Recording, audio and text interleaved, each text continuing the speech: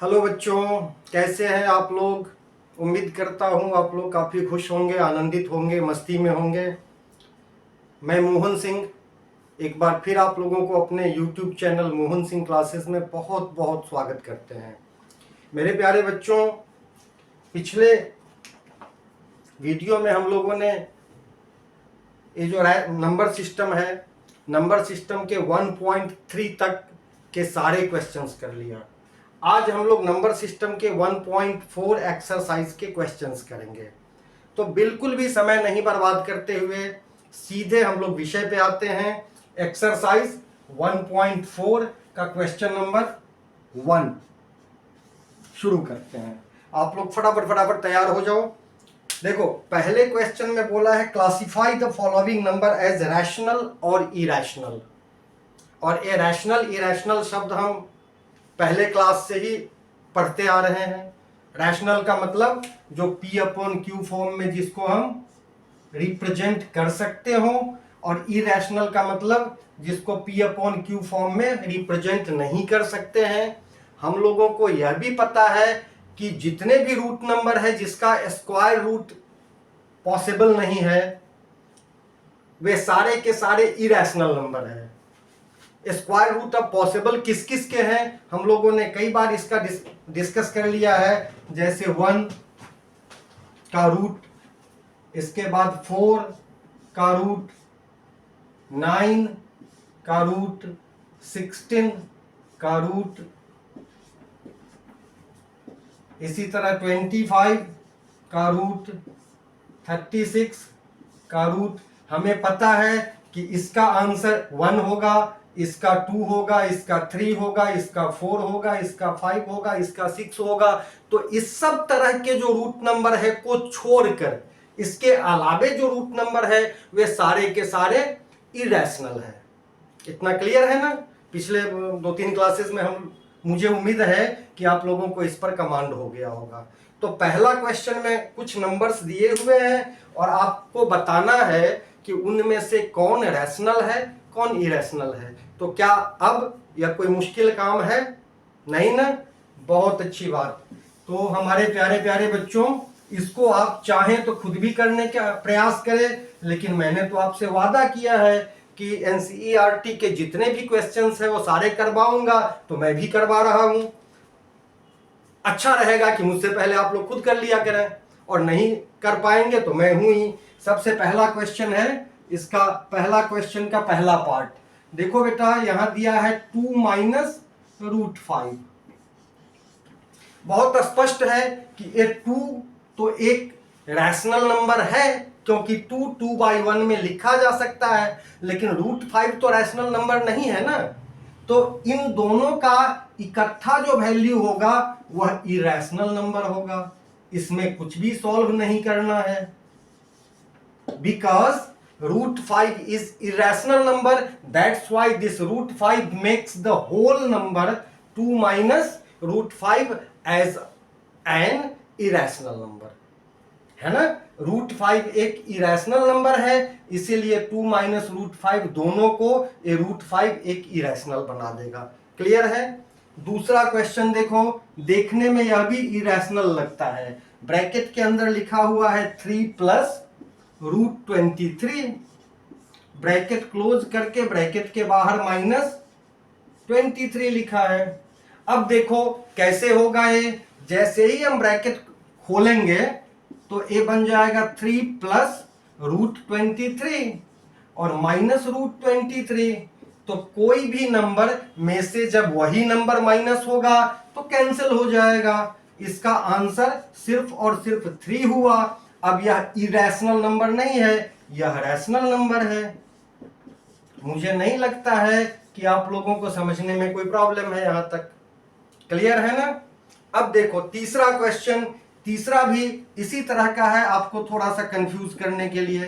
तीसरा क्वेश्चन दिया है 2√7 अपॉन 7√7।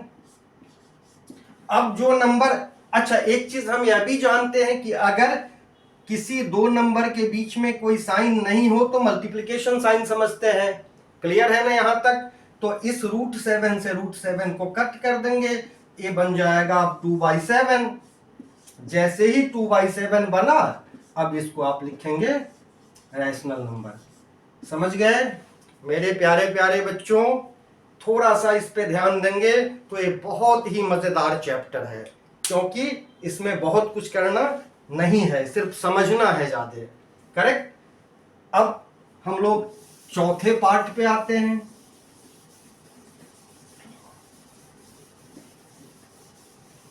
इसी का फोर्थ पार्ट देखो, बहुत इंटरेस्टिंग है। 1/√2, 1/√2 है। अब यहां डिनोमिनेटर में √2 है, और हम लोगों ने डिस्कस किया है कि अगर डिनोमिनेटर में √2 हो तो इस डिनोमिनेटर के √2 को रैशनलाइज कर देते हैं।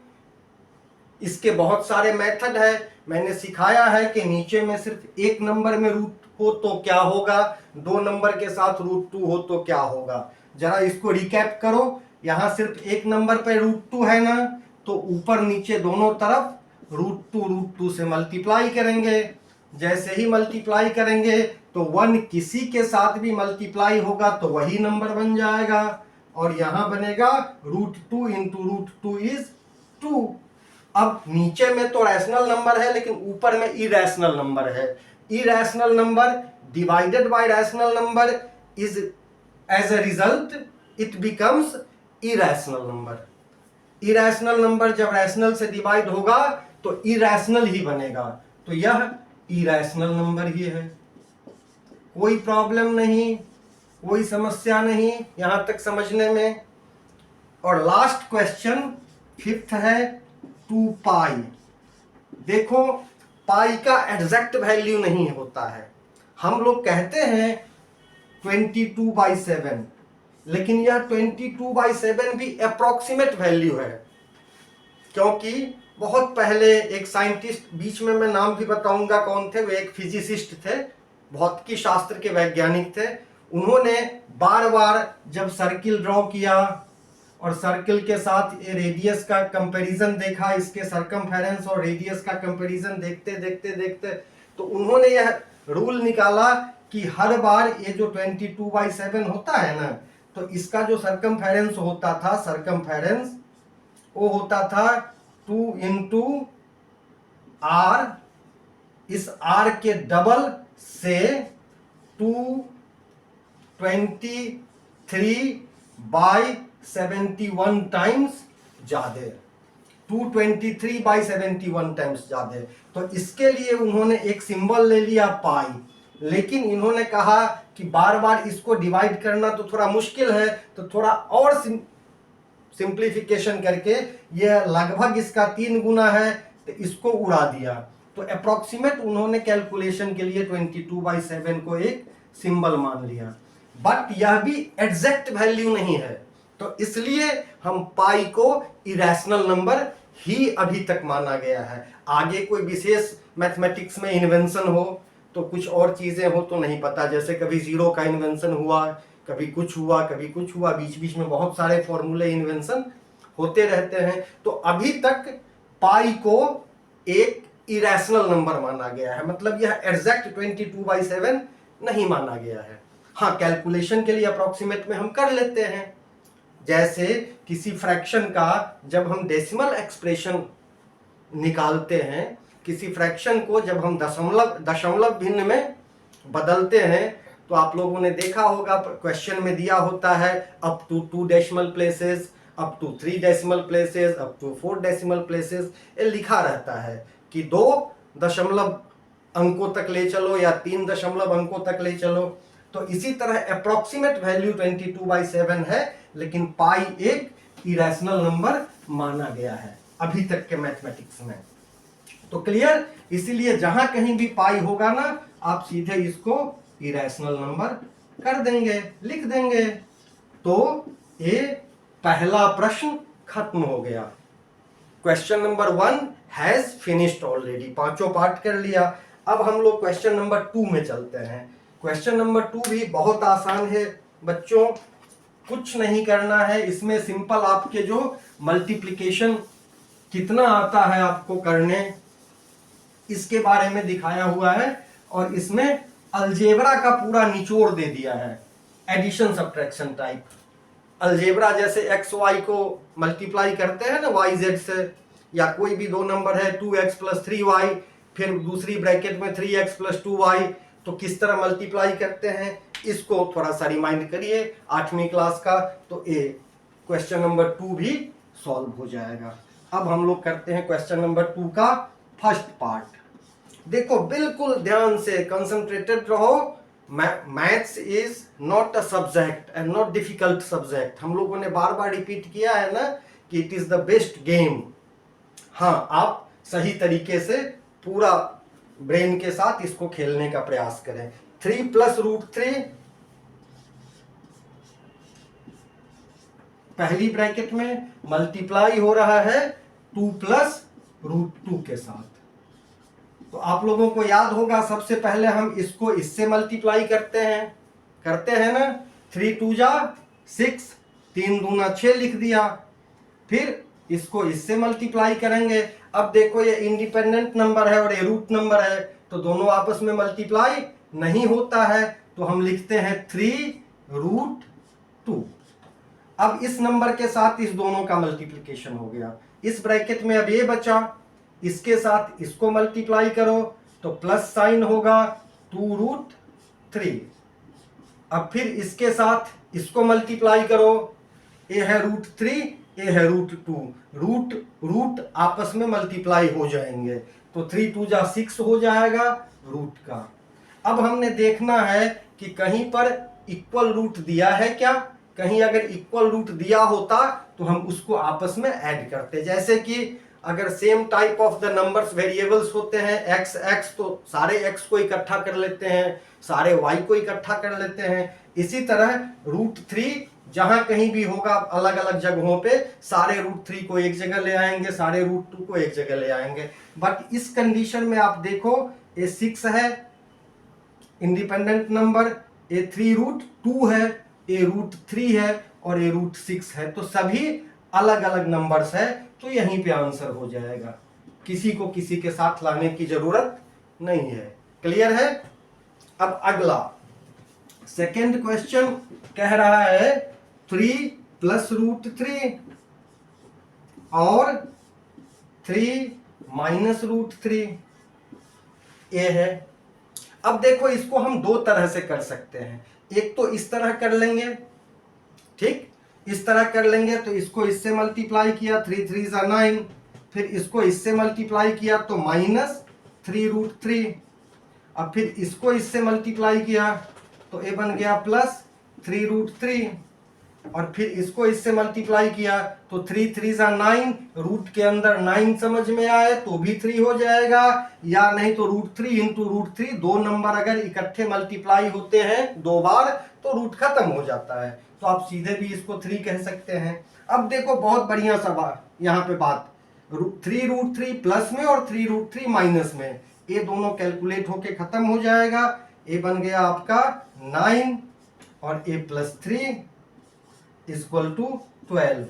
एक तो यह मेथड था सिंपल मल्टीप्लिकेशन मेथड, लेकिन अगर गौर से देखो तो यहाँ पे एक दूसरा भी मेथड है। दूसरा क्या मेथड है, ध्यान से देखो, a है 3 + √3, a 3 - √3, a + b a - b, और हमें पता है कि a + b × a - b = recap करो, a + b × a - b, a + b × a - b = a² - b²। तो यहां पर इस स्टेप के डायरेक्ट नेक्स्ट स्टेप हम लिख सकते हैं 3² - √3²। 3 का स्क्वायर बन गया 9 और √3 का स्क्वायर बन गया 3, 9 - 3 = 6। मेथड आप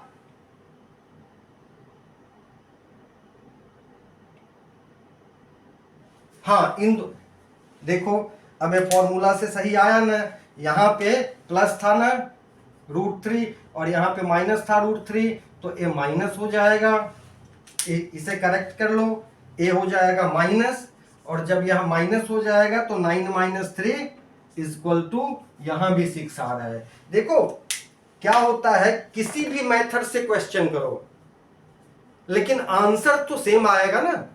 यहां पर 6 आया तो हमने यहां पर देखा 6 नहीं था तो करेक्शन किया, ये गलती समझ में आई।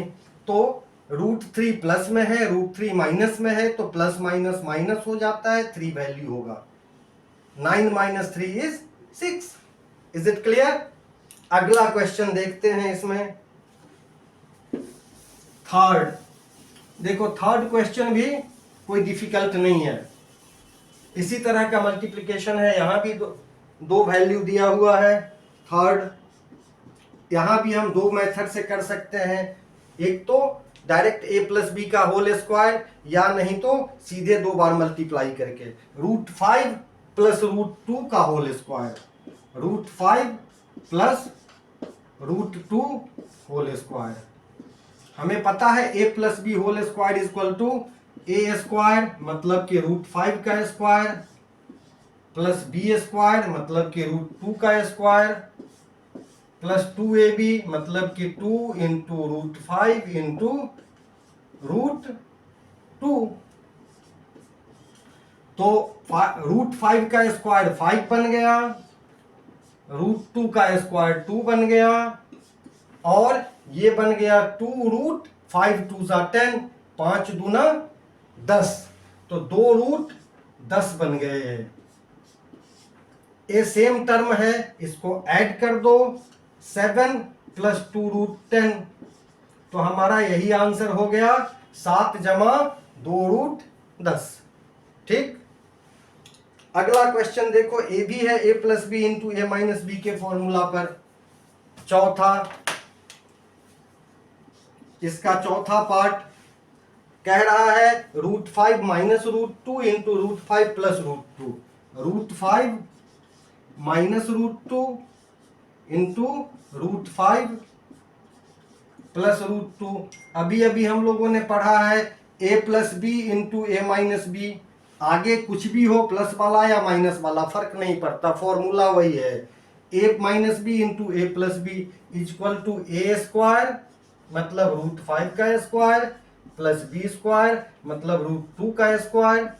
√5 का स्क्वायर बन गया 5, रूट स्क्वायर कैंसिल हो जाता है ना, और √2 का स्क्वायर हो गया 2, तो इसका वैल्यू 3।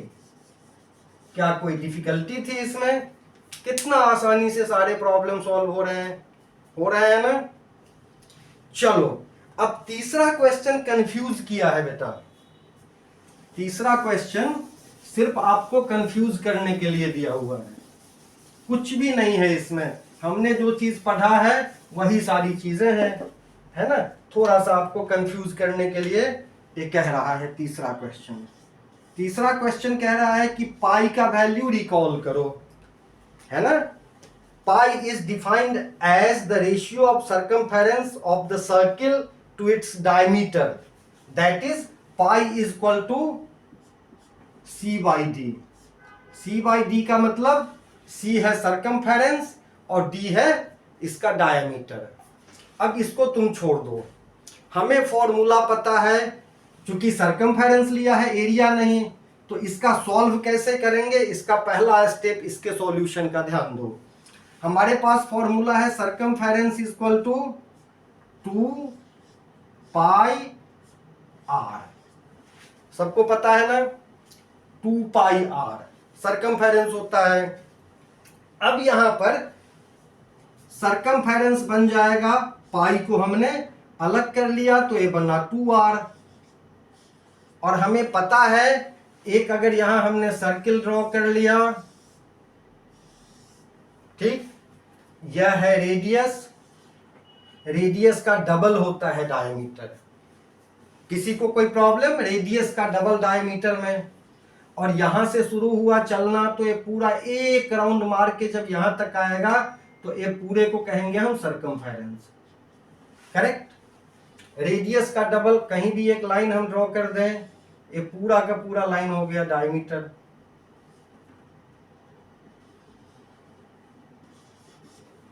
क्लियर? तो वही काम करना है, सी के जगह पे यहां लिखना है हमें पाई इंटू 2r के जगह पर d। पाई इंटू डी लिखना है। अब देखो पाई को अगर हम यहां रख लेंगे तो ए बन जाएगा सी बाई डी, तो कहीं कोई कंट्रडिक्शन नहीं है।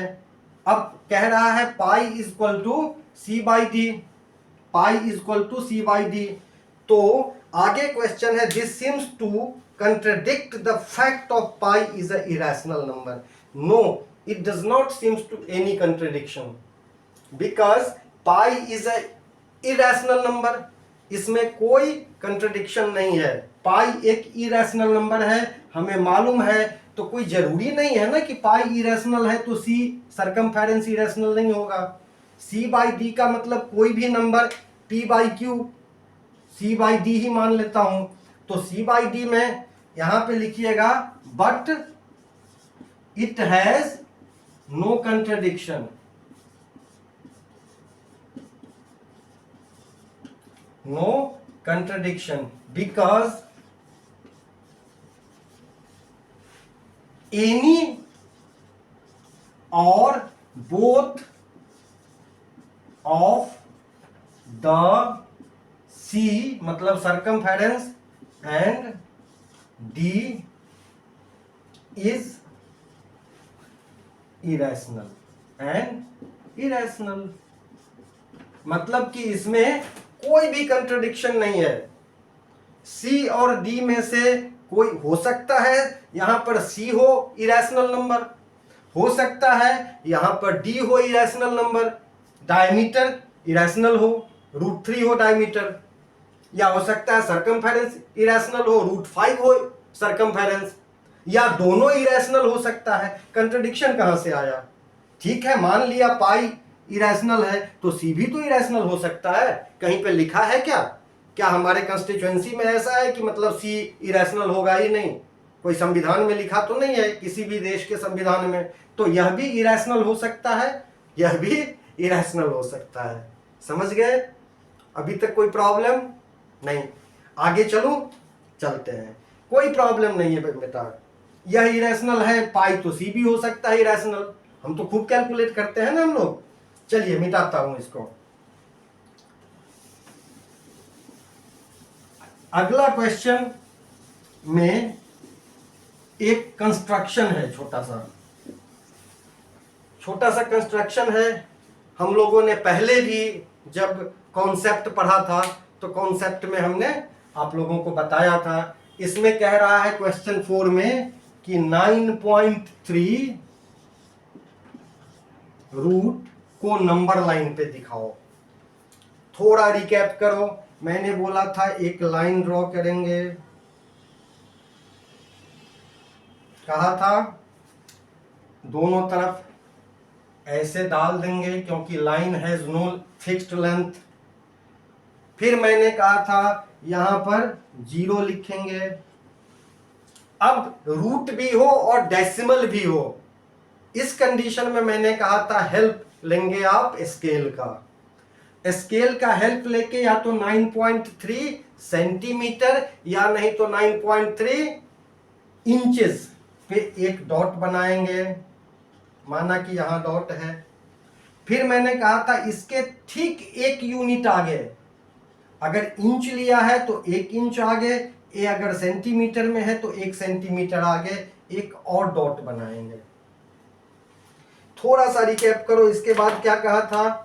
इसके बाद कहा था कि यहां से मोर देन हाफ लेके एक कट लेना है ऊपर, एक कट लेना है नीचे, कहा था ना। ठीक यहां से भी मोर देन हाफ इतने ही मेजरमेंट पे एक कट ऊपर एक कट नीचे। फिर बताया था कि ये दोनों जहां इंटरसेक्ट हो रहा है उसको डॉटेड लाइन से आप मिलाएंगे। असल में हमारा एम है यहां से लेके यहां तक का डिस्टेंस, यहां से लेके का मतलब जो लास्ट में है। पहले तो 9.3 लिया, उसके बाद 1 यूनिट और आगे लिया, तो आगे वाले यूनिट से लेके यहां तक का ये जो पॉइंट होगा वह सेंटर पॉइंट होगा ये। अब यहां पर कंपास डाल के और मेजरमेंट करेंगे कितना हो रहा है। एक साइड जितना होगा ना बेटा दूसरा साइड भी उतना ही होगा। तो इसको जोर का चक्कर घुमा दो,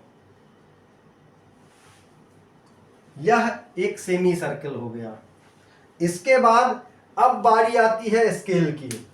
अब स्केल की हेल्प से यहां पर 90 डिग्री का बिल्कुल सीधी लाइन एक ड्रॉ करना है आपने। ये हो गया एक सीधी लाइन, ठीक। यहां पर थोड़ा सा ऐसे लिख देना है जिससे कि पता चले 90 डिग्री। अब ए ओ नहीं था, ओ बन गया यह, यहां पर ओ का मतलब 0 है ना। अब ए 0 बन गया। अब क्या करना है, अब इसको मेजर करना है। ये जो डिस्टेंस है आपका ए है √9.3। इस जगह पे लिख दो, यहां लिखा आपने 0, यहां पे लिख दो √9.3। क्लियर है? अगर क्लियर है बिल्कुल, थोड़ा सा भी 1% भी आप लोगों को लगे कि थोड़ा कंफ्यूजन है, तो हमने जो सबसे पहला कॉन्सेप्ट क्लासेस कराया है उस कॉन्सेप्ट क्लासेस की भी आप हेल्प ले सकते हैं। वैसे मुझे नहीं लग रहा है कोई समस्या होगी आपको। Is it clear? चलिए तो इसको मिटाते हैं, अब अगले क्वेश्चन की तरफ चलते हैं। ठीक है, अब क्वेश्चन नंबर 5। ठीक, क्वेश्चन नंबर 5 में कुछ नंबर्स हैं जिसके डिनोमिनेटर में बेटा इरेशनल नंबर दिया हुआ है, √3, √4, √5 के तरह। अब इस इरेशनल नंबर जो डिनोमिनेटर में है उसको रैशनलाइज करना है, क्योंकि हम लोगों ने पढ़ा हुआ है कि अगर डिनोमिनेटर में इरेशनल नंबर है तो उससे डिवाइड करना, चाहे अप्रोक्सीमेट ही 2, 3, 4 प्लेसेस तक ही, डेसिमल प्लेसेस तक ही हम करें, लेकिन फिर भी समस्या होती है। परंतु यदि न्यूमरेटर में रैशनल नंबर हो और डिनोमिनेटर में स्पष्ट नंबर हो, जैसे 2, 3, 4, 5, 8, तो 2, 3, 4, 5, 8 से डिवाइड करना 2, 3 प्लेसेस तक कोई प्रॉब्लम नहीं है। इसलिए हम लोग डिनोमिनेटर को रैशनलाइज करते हैं। आ जाओ अब क्वेश्चन नंबर 5 का फर्स्ट पार्ट करते हैं। क्वेश्चन नंबर 5 का फर्स्ट पार्ट में दिया हुआ है 1/√7।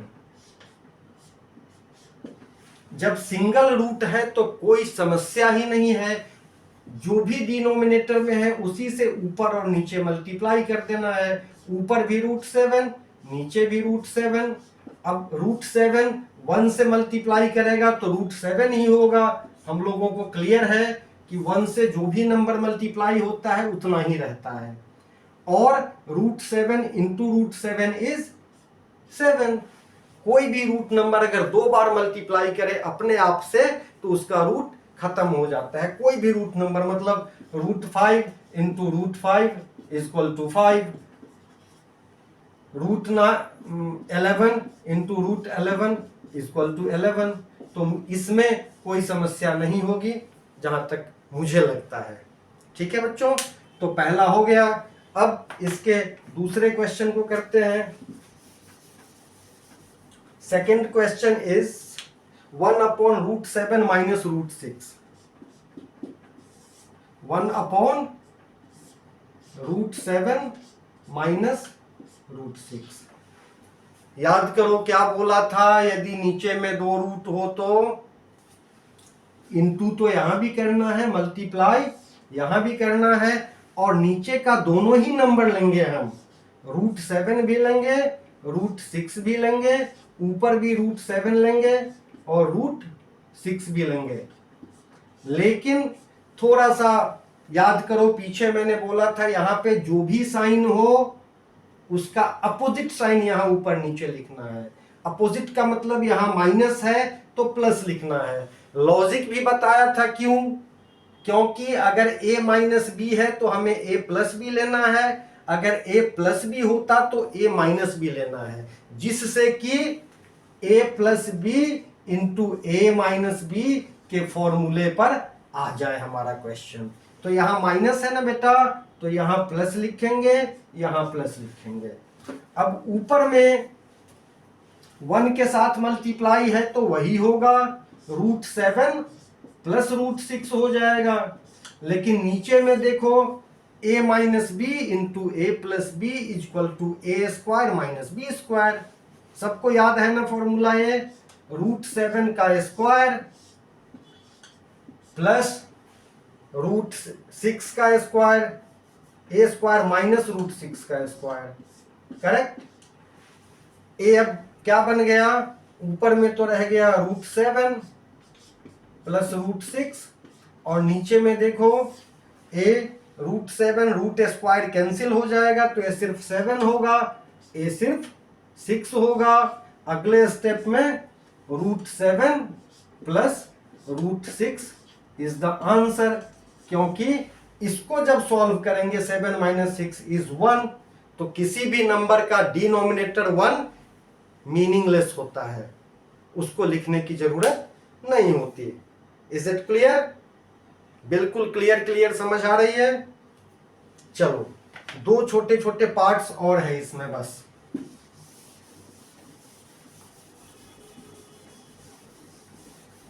अगला पार्ट है क्वेश्चन नंबर 3। क्वेश्चन नंबर 3 में 1/√5 प्लस √2। तो यहां दोनों में प्लस साइन है ना, और जब इसमें प्लस साइन है तो हमें ऊपर नीचे न्यूमरेटर डिनोमिनेटर इसी नंबर के बीच में माइनस साइन के साथ लिखना है, पता है ना। तो हम लिखेंगे √5 माइनस √2 और ऊपर में भी √5 माइनस √2। Is it clear? 1 के साथ मल्टीप्लाई होगा तो यही नंबर बचेंगे, तो यह हो जाएगा √5 minus √2 as a numerator. Denominator में देखो बेटा a plus B into A minus B equal to A square minus B square, B के प्लेस पे √2 है तो √2 का स्क्वायर। क्लियर है यहां तक? अब क्या होगा, अब देखो √5 माइनस √2 न्यूमरेटर और डिनोमिनेटर में होगा √5 का स्क्वायर, ये 5 हो गया 5 और ए √2 का स्क्वायर 2। नेक्स्ट स्टेप में इसका भी आंसर हो गया √5 माइनस √2/3 और यही आंसर है। इसके नीचे 3 बच गया, लेकिन ये 3 एक रैशनल नंबर है। ठीक है प्यारे बच्चों, इसी तरह आप ध्यान देंगे तो मैथमेटिक्स बहुत आसान है, कहीं कोई समस्या हुई नहीं। और मैं आशा करता हूं इसके जो चौथा पार्ट है, चौथा पार्ट आप लोग खुद ही कर पाएंगे। प्रयास करो, जरूरी नहीं है कि आप डिपेंडेंट रहे, अगर आपको आता है ऑलरेडी तो जब तक मैं लिखता हूं तब तक कर डालो, बहुत आसान है। 1/1/√7 माइनस 2 है, यही है ना अगला पार्ट। 1/√2 माइनस 2, सॉरी √2 नहीं √7 है बेटा, हाँ √7। अब यहां माइनस है तो हमें न्यूमरेटर और डिनोमिनेटर में प्लस साइन के साथ मल्टीप्लाई करना है। √7 प्लस 2 एंड √7 माइनस 2। ध्यान दो बेटा, ए √7 है लेकिन यह √2 नहीं है, सिर्फ 2 है, तो √7 का स्क्वायर रूट स्क्वायर कैंसिल हो जाएगा, सिर्फ 7 होगा, लेकिन 2 का स्क्वायर 4 हो जाएगा। Is it clear? कितनी आसान चीज है। इक्वल टू, अब 1 के साथ मल्टीप्लाई करने पे √7 माइनस 2, लेकिन यहां पर √7 का स्क्वायर माइनस 2 स्क्वायर, यह बन गया √7 माइनस 2 और नीचे बचा 7 माइनस 4। ध्यान दो, ये रूट तो कैंसिल हो जाएगा, लेकिन यहां रूट नहीं है तो 2 2 4, 2 दूनी कितना होता है 4, 2 दूनी 4। अगले स्टेप में इसका भी आंसर आ गया, √7 - 2/3 हो गया ना आंसर। कितना आसान चैप्टर है ये, समझ गए प्यारे बच्चों। तो आज की पढ़ाई इतनी ही। उम्मीद करता हूं आप लोग बिल्कुल स्वस्थ रहेंगे, खुश रहेंगे, आनंद में रहेंगे, आशा भी यही करता हूं। तो आज की क्लास इसी टॉपिक के साथ खत्म करते हैं। कल हम लोग अगला एक्सरसाइज 1.5 करेंगे। जय हिंद, जय भारत, खुश रहो, मस्त रहो, वंदे मातरम। Okay bye.